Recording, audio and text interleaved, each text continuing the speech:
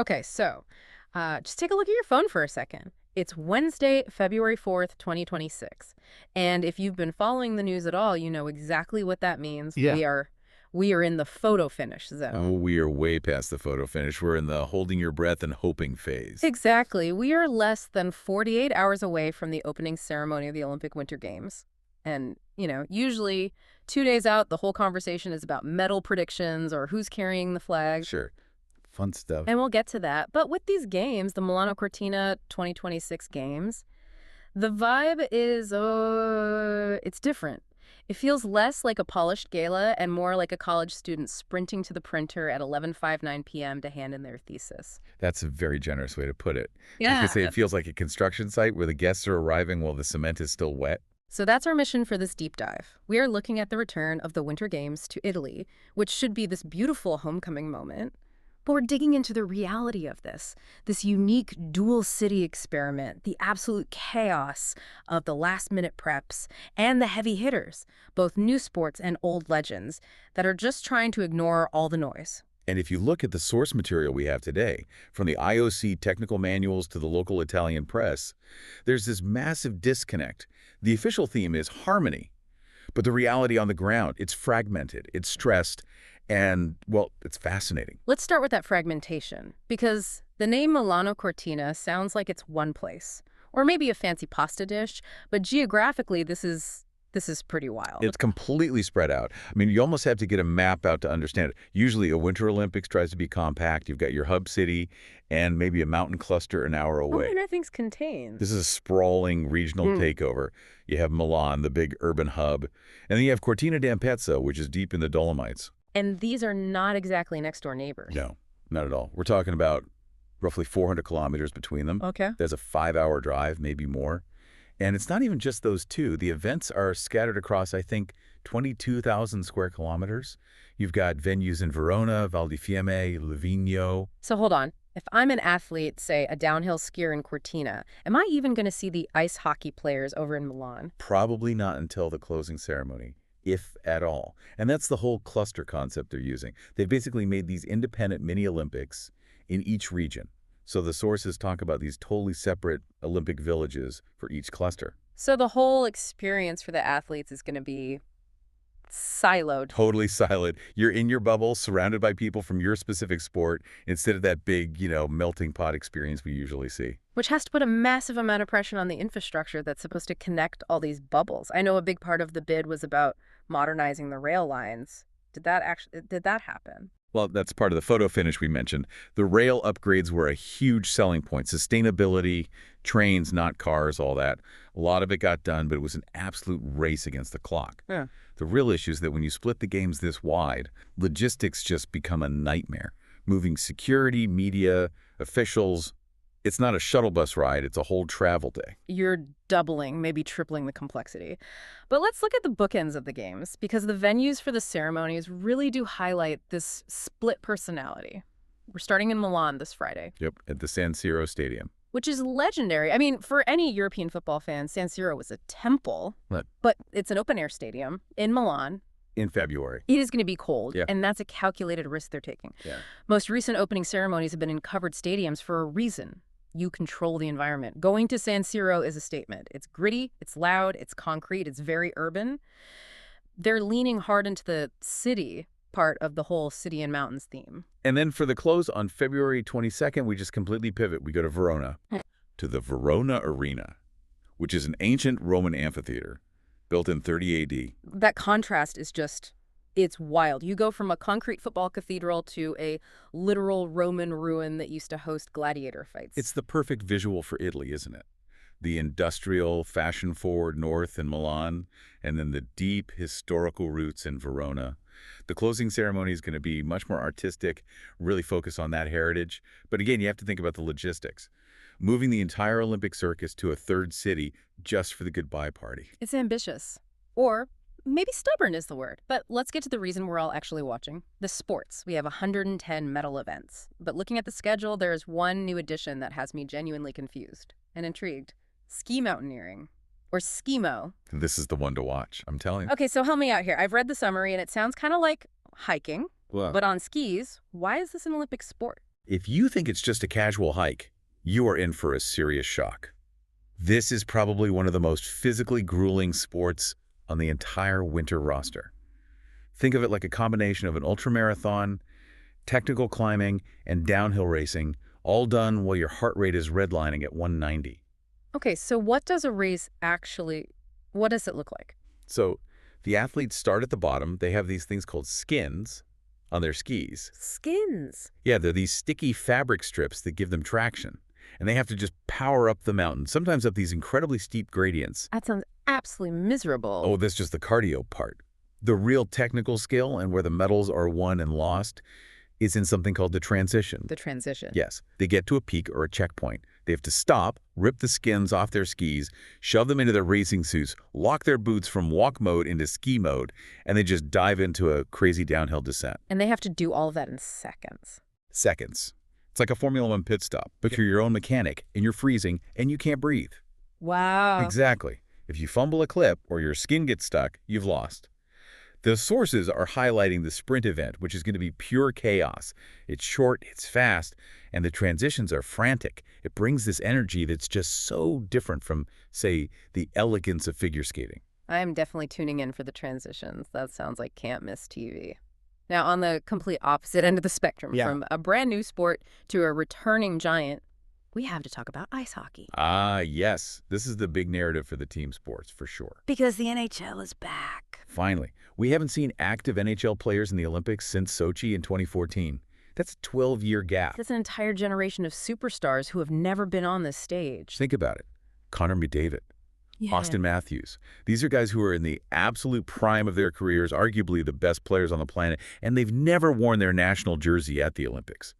There is a huge amount of pent-up demand here. It completely changes the tournament from, fun to watch to absolute best-on-best warfare. It does. And if you look at the rosters, the level of competition is going to be insane. You have the U.S., Canada, Sweden, Finland, all bringing their A-teams. The intensity is going to be so much higher than what we saw in 2018 or 2022. For hockey fans, this is the main event. And then for the adrenaline junkies, we've got the freestyle skiing events in Livigno. Why Livigno? The sources make a big deal about this place. Livigno is known as Little Tibet. It's very high altitude, it's remote, and it has a really reliable snow record, which is crucial these days. But culturally, Livigno has always been the heart of the free ski scene in Italy. It's where the snowboarders and trick skiers go. So putting the slope style and big air events there creates this very specific vibe. It's going to feel like the X Games. Loud, young, super high energy. So we have the gritty urban vibe in Milan, the historic vibe in Verona, the classic alpine vibe in Cortina, and the party vibe in Livigno. They really are trying to be everything to everyone. That's the strategy. Cast a wide net. Try to capture every demographic.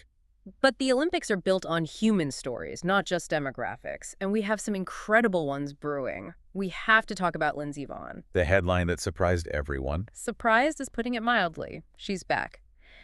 But this isn't just an athlete coming out of retirement. I mean, if you read the medical notes in our source file, this shouldn't be physically possible. No, it really shouldn't. Lindsey Vonn isn't just older. She is skiing on a partial knee replacement. She has titanium in her joint. Has anyone ever competed in the downhill where you're going 80 miles per hour and absorbing G-forces that would crush a normal person with a knee replacement? Not at this level, no. Doctors usually tell you to be careful walking downstairs with one of those. She's throwing herself down an ice-injected mountain. The medical risk here is astronomical. So why? Why do it? Is it just that addiction to the speed? It has to be. It's that mindset that separates Olympians from the rest of us. The sources quote her talking about this itch that just never went away. But honestly, even if she doesn't get on the podium, just getting into the start gate is a medical marvel. It completely shifts the definition of what an athletic comeback even looks like. It is going to be terrifying to watch, I'll be honest. But on the flip side of that hero narrative, we have a darker story emerging right before the opening bell. The doping situation with the Italian team. Yes, the Rebecca Passler case. She's a biathlete, host nation, and she's been excluded after a positive test. This is a really heavy blow for Italy. I mean, you never want a doping scandal, but you really don't want one on your home soil just days before the games begin. It feels like a double-edged sword, though. On one hand, yes, it's embarrassing. On the other, doesn't it kind of prove the system is working? That's the glass half full take on it, yeah. It shows the anti-doping agencies aren't giving the host nation a free pass. They're enforcing the rules strictly. But for the Italian team, it just creates this cloud. The media will be asking about this instead of asking about medal hopes. It's a major disruption to their focus. Speaking of disrupting focus, we have to get to the elephant in the room. Or maybe the elephant in the construction site. We touched on it, but how bad is this readiness situation? Because the reports on the Cortina Sliding Center are alarming. Alarming is the right word. We should probably explain the context here. This sliding center, it's for bobsled, luge, and skeleton. The original plan was to rebuild the historic track in Cortina, but the costs just spiraled out of control. I remember reading that no construction company even wanted to bid on the project. Exactly. The tenders went out and nobody replied. It was too expensive, too technically difficult, and the deadline was impossible. There was a huge push, even from the IOC, to just move the sliding events to St. Moritz in Switzerland or Innsbruck in Austria. Just use a track that already exists.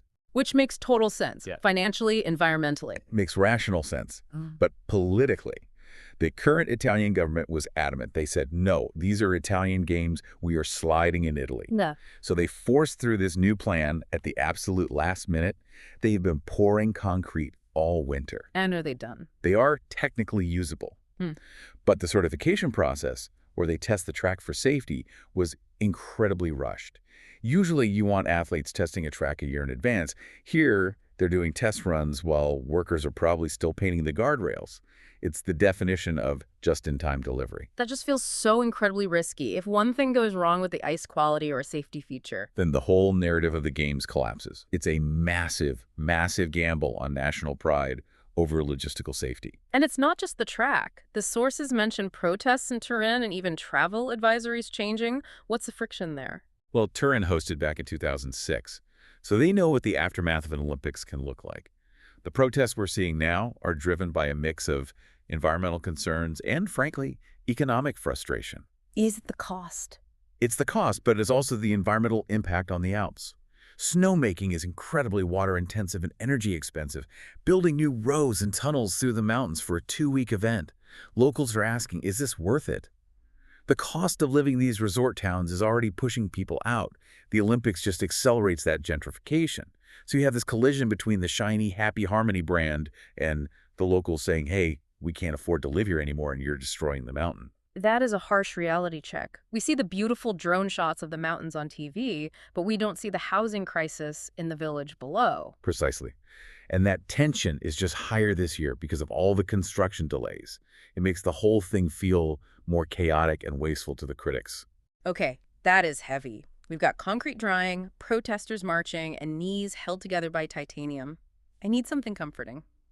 Tell me about the ravioli. The casunzi. Please tell me this isn't controversial. No, this is pure joy. Casunzi is the signature dish of the Cortina region. It's a half-moon ravioli, and it's usually stuffed with beetroot, served with poppy seeds and melted butter. Beetroot and poppy seeds, that sounds incredibly specific. It is distinctive, and it's this bright red color, but it's becoming the culinary symbol of these games. It's a smart move by the organizers to push this. It grounds the event. It reminds visitors that they're not just in some generic Olympic zone. They're in the Ampezzo Valley. They're in Italy. I am officially hungry, and honestly, if I'm stuck on a delayed train between Milan and Cortina, a plate of beet ravioli sounds like the only thing that would save my mood. It is the ultimate comfort food for a very chaotic event. So let's wrap this up for the listener who is ready to watch all this chaos unfold. If they want to tune in, where do they go? The accessibility is great this cycle. In the U.S., NBC and Peacock are doing wall-to-wall coverage.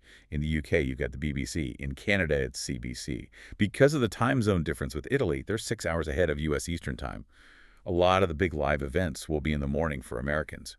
But the streaming libraries are going to be massive. So no excuses for missing the schemo transitions. None whatsoever. Okay, so let's synthesize everything we've talked about. We have a dual city setup that is stretching the very definition of logistics.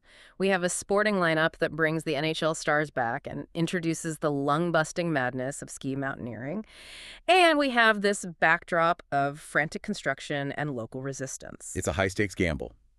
Italy is betting that the sheer beauty of the Dolomites and the passion of the fans will be enough to paper over the organizational cracks. So here's the question I want to leave you with. We usually judge the Olympics by the medal count, right? Who won the most gold. Right. But for Milano Cortina 2026, I think the metric is different. The question isn't just who wins. The question is, what's the cost of the show? If that sliding track is abandoned in 5 years, or if the locals are priced out of Cortina, was a Harmony theme even real? Can we call these games a success just because they looked good on TV, even if the seams were bursting backstage? That's the enduring question of the modern Olympics, isn't it? Is the spectacle worth the scramble? We're about to watch 17 days of television that tries very hard to answer yes. Wednesday, February 4th, 2026. The paint is wet, the athletes are ready, and the clock has officially run out. Let the games begin. Thanks for listening to the deep dive.